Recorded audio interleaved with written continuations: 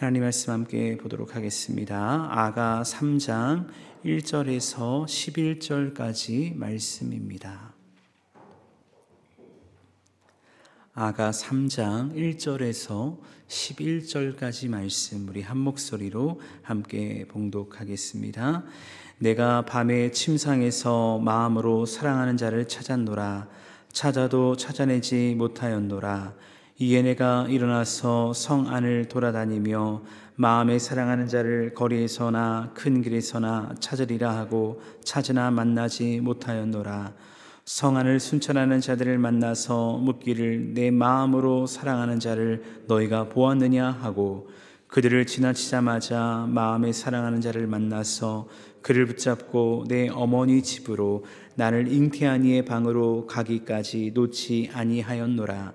예루살렘 딸들아, 내가 노루와 들사슴을 두고 너희에게 부탁한다. 사랑하는 자가 원하기 전에는 흔들지 말고 깨우지 말지니라. 몰약과 유향과 상인의 여러 가지 향품으로 향내 풍기며 연기 기둥처럼 거친 들에서 오는 자가 누구인가? 볼지어다 솔로몬의 가마라. 이스라엘 용사 중 60명이 둘러쌌는데 다 칼을 잡고 싸움에 익숙한 사람들이라. 밤의 두려움으로 말미암아 각기 허리에 칼을 찾느니라. 솔로몬 왕이 레바논 나무로 자기의 가마를 만들었는데 그 기둥은 은이요 바닥은 금이요 자리는 자색 살개라. 그 안에는 예루살렘 딸들의 사랑이 엮어져 있구나. 시온의 딸들아, 나와서 솔로몬 왕을 보라. 혼일날 마음이 기쁠 때에 그의 어머니가 씌운 왕관이 그 머리에 있구나. 아멘. 우리가 오늘 읽은 아가 3장 1절에서 11절까지 말씀은 전부 여인의 목소리로 등장을 하게 되는데요. 오늘 말씀을 보면 신부가 그동안 고대했던 결혼식이 진행되는 것을 보게 되어집니다. 요즘 봄이어서 그런지 교회 지체의 소식 가운데도 많은 결혼 소식을 듣게 되죠. 저 또한 결혼을 축하하기 위해서 결혼식에 참여하는 때가 있는데 여러분 어떤지 모르겠지만 저는 아직도 결혼식에 간다라고 하면은 그 결혼식이 주는 어떤 의미로 인해서 뭔가 설레기도 하고 과거 아내와 했던 결혼식이 생각이 나기도 합니다. 근데 오늘 말씀 1절과 4절 말씀을 보면 여인이 얼마나 이 설레임과 함께 긴장을 했는지 여인이 결혼식 전날 밤 깊은 잠을 자며 꿈을 꾸게 됩니다. 그리고 그 꿈이 어떤 꿈이었는지, 그래서 그 꿈 속에서 자신이 어떻게 했는지에 대해서 말씀하는 것을 보게 되죠. 여러분 오늘 말씀을 보니까 이 여인이 꾸었던 꿈은 어떤 꿈이었습니까? 현재 자신이 누리고 있는 행복한 꿈이었나요? 아닙니다. 아쉽게도 여인이 꾸었던 꿈은 자신이 누리고 있던 행복과 정반대였던 왕이 사라지고 그 왕을 찾아 헤매이는 악몽이었습니다. 3장 1절 말씀 보니까 이렇게 말씀합니다. 내가 밤에 침상에서 마음으로 사랑하는 자를 찾았노라. 찾아도 찾아내지 못하였노라. 이 말씀을 보니까 여인은 결혼식을 앞둔 밤에 잠을 자게 되는데 꿈속에서 무엇을 하고 있냐면 사랑하는 자, 즉 앞서 우리가 말씀을 보았던 그 왕을 찾아다니고 있는 것입니다. 분명 내 곁에 있으면서 어제 말씀에서 나의 사랑, 나의 어여쁜 자야 일어나 나와 함께 가자라고 했던 왕인데 꿈속에서는 아무리 그 왕을 찾아도 찾아낼 수가 없는 것입니다. 그래서 이 여인이 어떻게 합니까? 2절 말씀 보니까 이에 내가 일어나서 성 안을 돌아다니며 마음에 사랑하는 자를 거리에서나 큰 길에서나 찾으리라 하고 찾으나 만나지 못하였노라 라고 말씀합니다. 여러분 이 여인의 마음이 얼마나 급했던지요. 야심한 밤에 일어나서 성 안을 돌아다니는 것입니다. 사실 늦은 밤에 여인이 홀로 돌아다니는 것은요, 당시 사회적 풍습을 거스르는 행위였습니다. 이로 인해서 여인은 부당한 대우를 받을 수 있었던 것이죠. 하지만 이 여인은 어떻게 합니까? 그러던 말던 상관없이 거리에서나 큰 길에서나 내 사랑하는 님 왕을 찾기 위해서 헤매고 또 헤매이는 것입니다. 결국 그렇게 헤매이는 과정 속에서 여인은 성 안에 순찰하던 자를 만났다라고 하는데, 이들은 누구였냐면요, 성 안을 지키는 파수꾼들이었습니다. 여러분, 저는 그 시대를 잘 모르는데 과거 우리나라에 이런 제도가 있었다고 하죠. 통행금지령, 흔히 통금이라고 이야기를 합니다.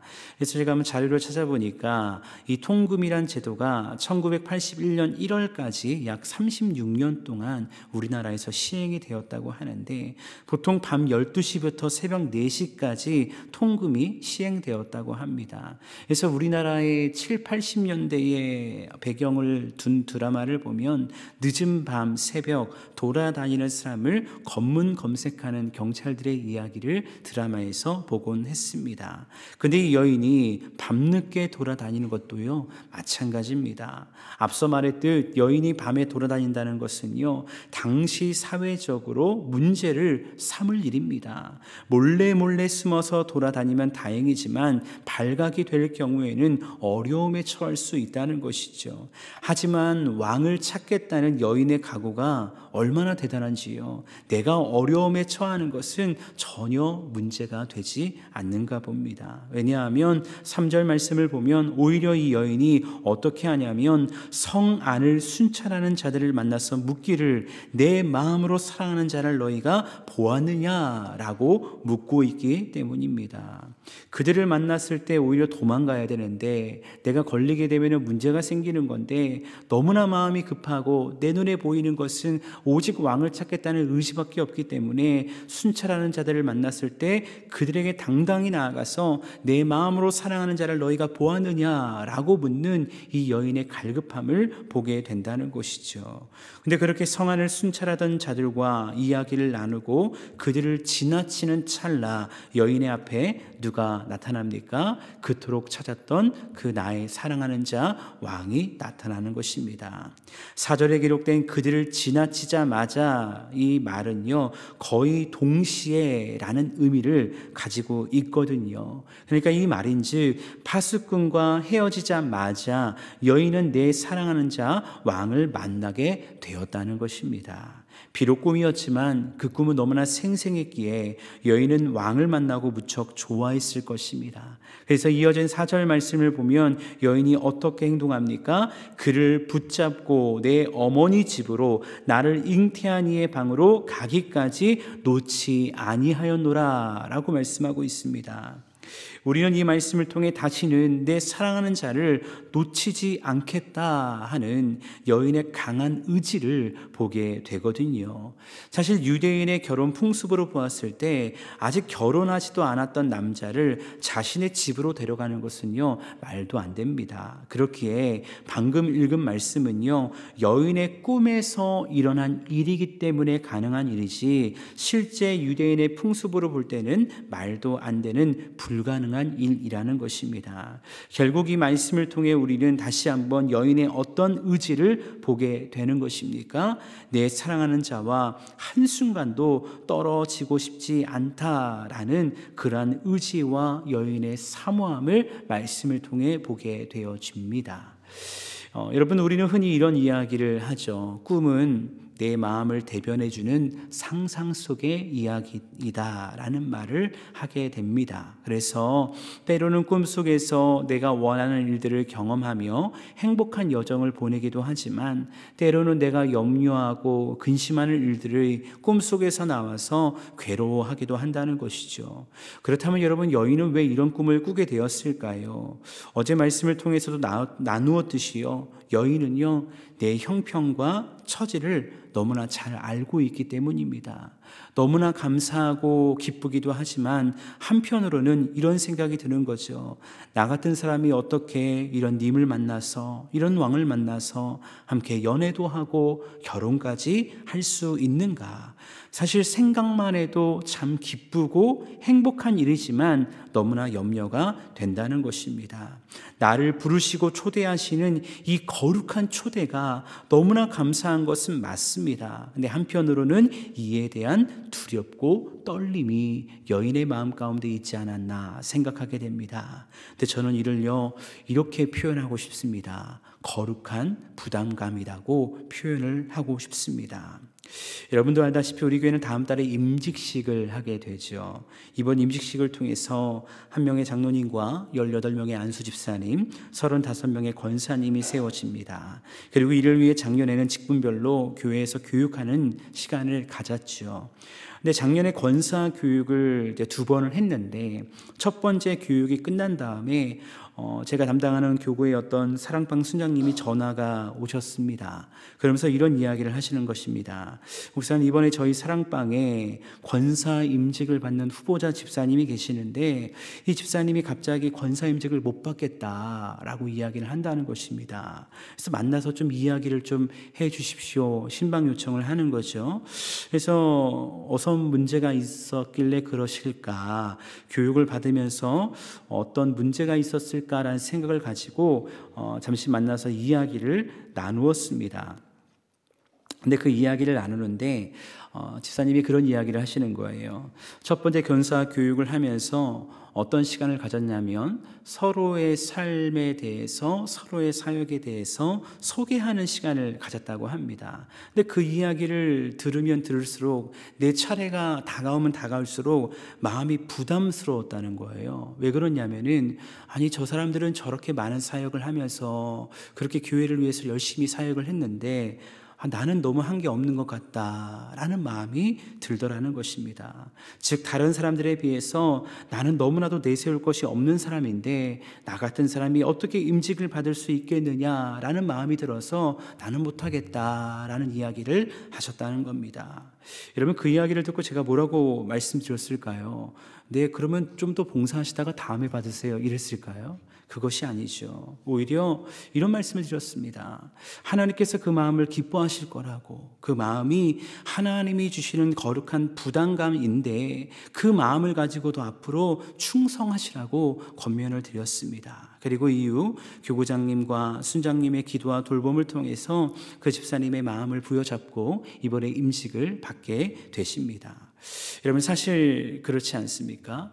하나님 앞에서 우리가 신앙생활 할 때 우리는 때로 거룩한 부담감을 가져야 합니다. 왜냐하면 거룩한 부담을 통해서 우리는 영적으로 경계하며 영적으로 깨어 있을 수 있기 때문입니다. 그렇게 결혼 전에 여인이 꾸었던 꿈은 여인에게 있어서는 참 힘든 시간이고, 왜 이런 악몽을 꿀까라는 그런 마음을 가질 수 있겠지만, 현실에서는 이 꿈으로 인해서 이 여인이 왕에 대한 사모함으로 내 자신을 더욱더 지킬 수 있는 것이죠.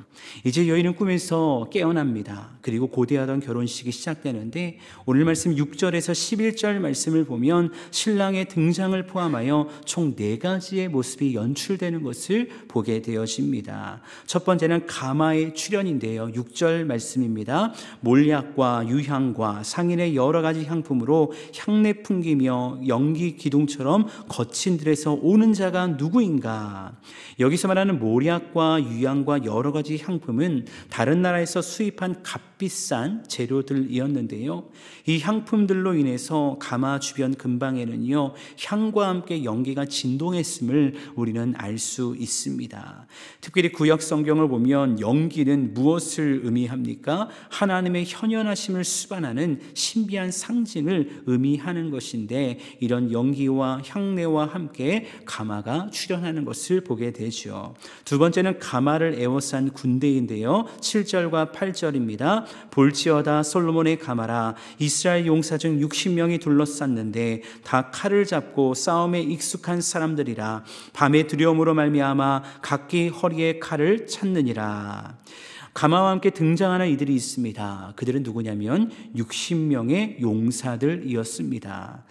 사사기 14장을 보면 삼손이 결혼식을 하는데 그때 몇 명의 친구들이 동원이 되냐면요, 30명의 친구들이 동원되는 것을 보게 되죠. 그런데 그 30명과 비교하여 본다면 오늘 말씀에 나타난 60명의 인원은 결혼 축하 행렬로는요 정말 최고의 행렬이라고 볼 수 있을 것입니다. 또한 더 나아가서 나와서 이들은 다 칼을 잡고 싸움에 익숙한 자들이다 라고 말했는데, 이로 인해 이들의 결혼을 방해하려는 어떤 세력도 이들의 결혼을 방해할 수 없도록 무장했다는 것을 우리는 보게 되어집니다. 세 번째로는 가마의 활용한 장식인데요, 9절과 10절 말씀입니다. 솔로몬 왕이 레바논 나무로 자기의 가마를 만들었는데 그 기둥은 은이요 바닥은 금이요 자리는 자색 깔개라. 그 안에는 예루살렘 딸들의 사랑이 엮어져 있구나.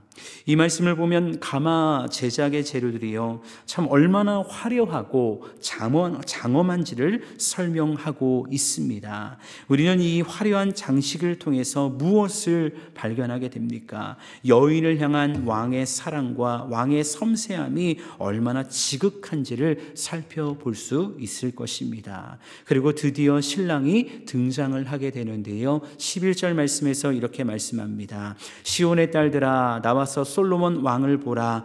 혼인날 마음이 기쁠 때에 그의 어머니가 씌운 왕관이 그 머리에 있구나.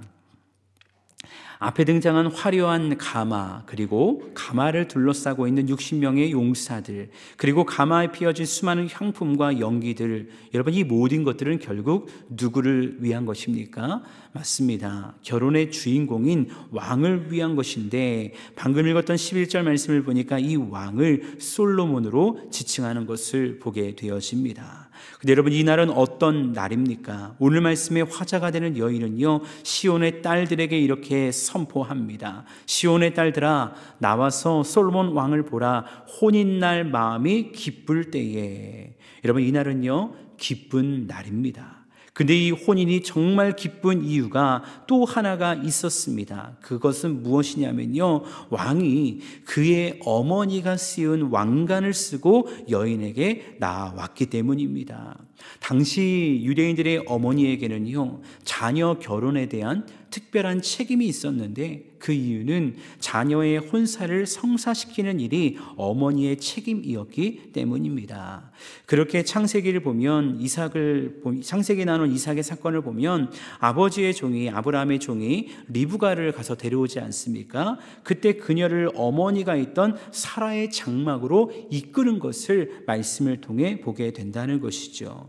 이런 관점에서 봤을 때 왕이 어머니가 씌운 왕관을 쓰고 왔다는 것은 무엇을 의미할까요? 이 결혼은 가정적으로도 인정되었던 축복의 결혼식이라는 것입니다. 완벽하게 모두를 위해서 기뻐하며 축하할 수 있는 그러한 결혼식이 진행되고 있다라는 것을 이 말씀을 통해 우리는 보게 된다는 것입니다. 사랑하는 여러분, 오늘 말씀을 묵상하면서 여러분 어떤 생각이 드십니까? 저는 이 말씀을 보면서 문득 이런 생각이 들었습니다. 이 땅에 다시 오실 예수 그리스도를 생각하게 되어집니다. 우리는 지난주 부활주일 예배를 드리지 않았습니까? 근데 사실 이 부활이 우리에게 의미 있는 진정한 이유가 무엇일까요? 만약 예수님이 하나님의 아들이기에 신적 능력을 가진 예수만이 부활을 경험하는 것이라면 오늘을 사랑하는 우리에게 부활은 아무 의미가 없을 것입니다. 근데 우리가 믿는 도리 안에서의 진정한 기쁨이 무엇입니까? 우리 주님 다시 오시는 그날은요, 오늘 말씀에 나오는 그 화려한 결혼식과 비교할 수 없을 정도로 빛난 주의 영광으로 주님이 다시 오실 텐데, 그 나라에 예수 믿는 모든 자들이 이 부활의 첫 열매 되시는 주와 함께 그 영광과 그 기쁨을 누린다는 것입니다.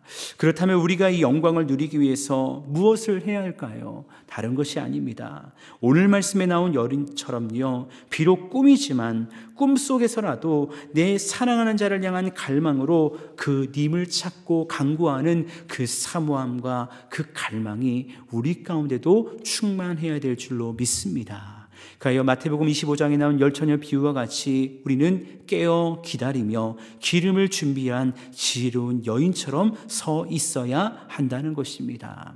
아가서를 처음 나눌 때 여러분에게 이런 말씀을 드렸습니다. 아가서를 표면적으로 보면 남녀 간의 사랑 이야기일 뿐이라고. 그런데 하나님의 지혜의 영으로 이 말씀을 바라보면 이 말씀은 어떤 이야기입니까? 우리와 하나님에 대한 사랑이 이야기가 된다는 것입니다. 그렇게 소원하기는 아가서 말씀이 그저 다른 이들의 누군가의 사랑의 이야기로 끝나지 않기를 원합니다. 이 이야기가 오늘을 살아가는 저와 여러분의 하나님의 이야기가 되기를 소원하는데 그 마음으로 더 주를 사랑하고 주님 곁에 거하여서 이 영광의 날 주님을 만나고 주의 영광을 누릴 수 있는 저와 여러분 모두가 될 수 있기를 간절히 주님의 이름으로 축원합니다.